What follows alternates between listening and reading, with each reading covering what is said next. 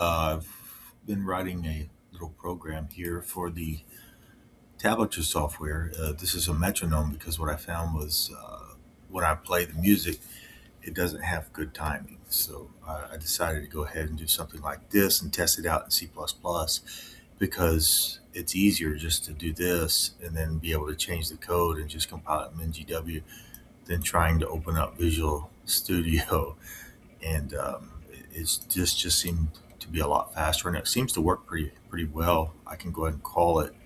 I can just call it from here. I'll just run it. I've already compiled it, so I can do. I'll just do. I don't know, 80 beats per minute, and I'll just say I'll do 8 measures. I'll use the eighth note as the root note, and I'll do 7/8 time. Oh, I can't hear it because it's in the background.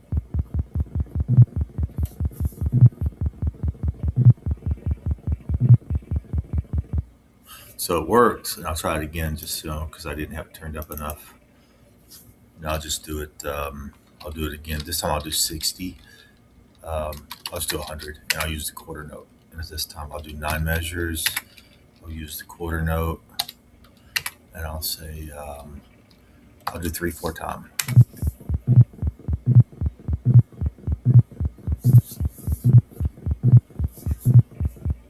So that seems to work, and I'm going to add that to that software where I'm playing the tablature music because some of these are actually pretty fun to play. And what you could do is it actually sounds like the music itself. It's just there's a lot of things I have to figure out, like they're going from 4/4 time to 9/8 time to 3/4 time, and I need to figure that stuff out.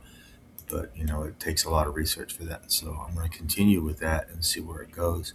Meanwhile, another thing I looked up was, first, the police do not believe that the police can go to jail for conspiring against people's rights.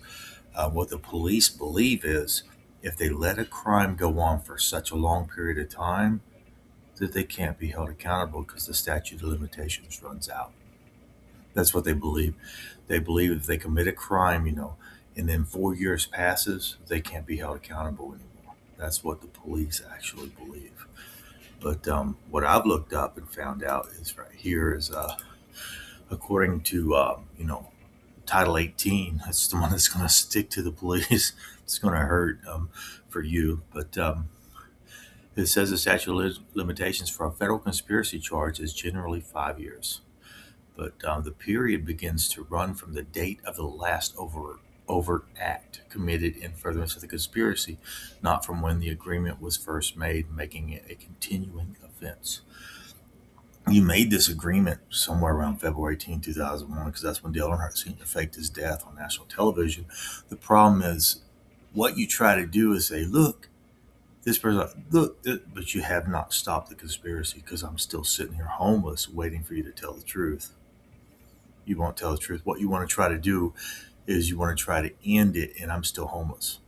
No, you've broken the law, and everywhere I go, people are still conspiring against me. Every time I show up in another city, someone else is trying to cause a problem. Someone's trying to cause a car wreck. Someone's trying to cover up the tracks of what they've done to me. There's always a dirty cop. As soon as they see me, they're like, there he is. It's my turn now. Everywhere I go is another piece of trash waiting to stomp on me. And I'm not the person who broke the law.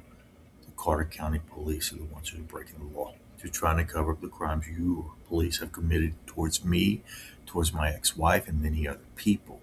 And now you just want to, brush it underneath the mat and say it didn't ever happen when it did. If Dale Earnhardt Sr. is alive, Michael Jackson, if they're alive, if my daughter's alive and Harvey Burkhart's alive, you guys are going to have to tell the truth. You can't just say it didn't happen and leave me in a ditch. There's too many people watching now. I'm going to show you video proof of that in a second. But the conspiracy is still going. No one's told the truth. It's a continuing offense. Once you tell the truth, they can still probably get you for up to another 5 years after that. If they find that you were involved in it, probably. But you can look it up here. This is conspiracy continuing offense. You know, it tells you what it is. But I know your Carter County Police try to ignore everything so that you can't be held accountable. You will not look at evidence. If you do, it'll be on someone else's phone or someone else tells you at a dinner party where you can't be proven that you've seen it. You try to act like you don't know nothing when you do. For instance, the two police officers that came up and approached me, when I was walking down the streets of Ardmore, I recognize both of you. I do recognize both. It doesn't matter if you were 7 years old when they faked my daughter's death, because currently you are helping the Oklahoma Carter County Police cover up the truth about what your police did to me with hypnosis, faking my daughter's death. You've helped hide the truth while they've stalked me, put me in jail, and made it where I can't do anything but wait for you to tell the truth. So you can be prosecuted for it too. I don't care if you're 7 years old. When they faked my daughter's death in 2005, you're a police officer now. You know the truth now. If you don't investigate now and tell the truth now, you could be found guilty of being in the conspiracy yourself or for failure to intervene. Because if you're a cop that's going to willfully break the law and ignore law and protect guilty parties, you shouldn't be a cop. But anyway, I can't arrest you. I can't, but I'll show you who can. I'll show you. It won't be very difficult to find this. Watch this. Um,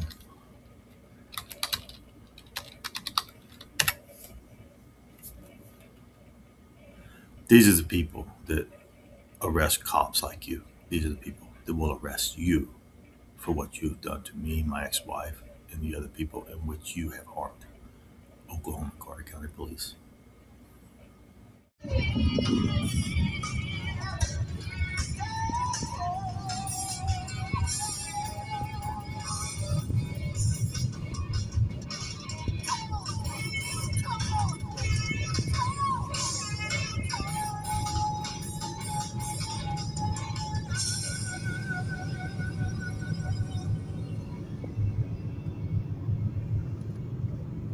Oh, I'll slow down, make sure I'm going 25 in the school zone here. Right, Oklahoma.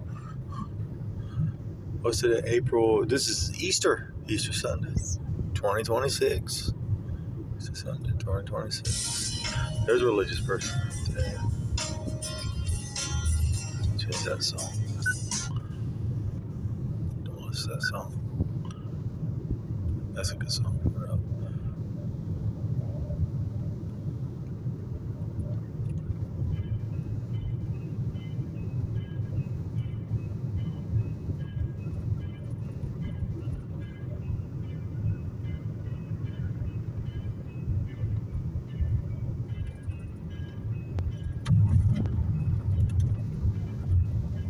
Always a car at the intersection right when I get to an intersection.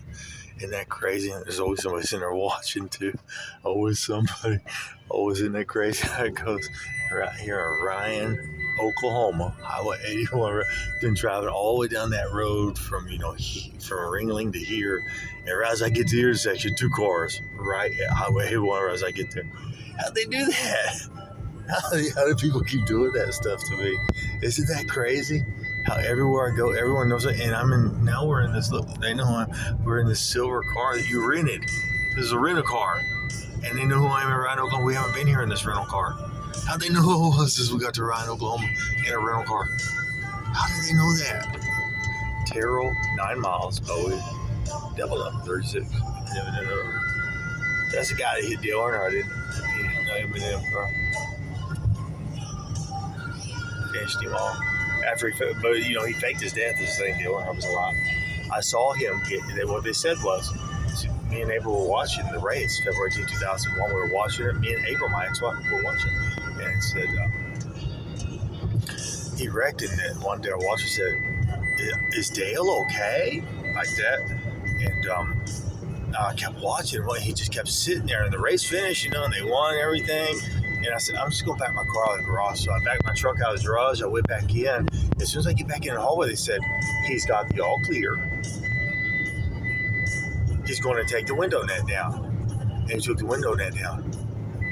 And then he got out of the car, waved her out, got in the ambulance, and drove away. And Dale Earnhardt was alive. And I saw it with my own eyes. I was like, oh, good, Dale's alive. That's right. And me and April got in the car. We went to Sherman, Texas, because my neighbor Jose Nunez told me about all kinds of crazy Star Wars stuff you'd never seen before. And it was Power of the Force, Darth Vader's, and one of them was the new Anakin, and one was actually one was the Anakin with the old it was the one with the I don't think it was the new one yet, because the new one would have came out during Revenge of the Sith time frame. It's just the time frame. So it was the one where he had it was the Darth Vader with the old Anakin. That was the one it had to be. But I think I got one or two things. I couldn't afford a whole bunch of stuff, but I know that's the one I did get. I had. It was the one with the Darth Vader with the old head on it from Return of the Jedi. So I had that one. But as soon as I got it and put it in my car, all of a sudden they said, a NASCAR legend has died today. I was like, what? They announced it over the Walmart intercom. So everyone knows Dale Earnhardt's dead, but Dale Earnhardt's alive. That's the thing. He's alive. I saw him get out of the race car, wave the crowd, get him away. I get back to my house because I'm listening to the radio. I can't find nothing about Dale Earnhardt or who died. I didn't know who died. I thought it was Jeff Gordon because he wrecked before Dale did. I thought it was Dale Earnhardt. I thought maybe, Richard Petty had a heart attack and died. Maybe that could have been it. Richard Petty was still alive too. So was Dale Earnhardt, so was Jeff Gordon. But, I get back to my house and I'm looking on the internet. I can't find nothing. And all of a sudden, because you'd think it'd be all over the place if a NASCAR legend had died, you'd think they'd say who died, right? So I get back, and all of a sudden I get a phone call from Sean Finnerty. He says, and the first thing he says, I answer and say, hey, hello. He goes, I cried when I heard Dale died. I said, how did he die? Well, you didn't see it. I said, no, I saw it, but how did he die? He said, well, they said he died on impact. I said, well, was it an aneurysm? Did he die from it? Because I heard people were having injuries, head injuries and aneurysms and stuff, right? So I thought maybe it was a head injury. No, they said he died on impact. His ankle was broken. His head hit the steering wheel. And Jeff Hunt was there from Thackerville, Oklahoma. He was there to watch Dale Earnhardt get out of the race car, but he said he was dead too. In fact, they approached me and they said, well, Tony Stewart said he got in the car, Tony Stewart said they wheeled Dale, he got put in the same room with Dale Earnhardt. What do you think happened, Brett? And I said, well, Tony Stewart probably said, saw Dale, and Dale probably said, you think they bought it? And Tony Stewart said, probably not, Dale, because everybody saw you get out with a crowd, get in the ambulance, and drove away. So you're alive. But ever since then, February 18, 2001, everybody's been trying to kill me, Brett Finnerty, in car wrecks. They stalk me everywhere I go. The police keep putting me in jail instead of telling the truth. Not one person in the world will tell the truth, but every time I go into a city or leave a city, I am being stalked by people everywhere I go. Everywhere I go. They meet me when I get into a city. They meet me when I leave. People try to cause wrecks everywhere I go. Everyone knows who I am, and now I'm in a silver car, which is a rental car. Nobody in this area should know who I am, but apparently everybody knew who I was. As soon as I got to Ryan, Oklahoma, one came from the Texas area, one came from the Eureka area, and they knew who I was in the town of Ryan, Oklahoma, in a little silver, Predator car. Mitsubishi. So anyway, I'll keep going here. I'll turn this video off at 6 minutes. Yeah.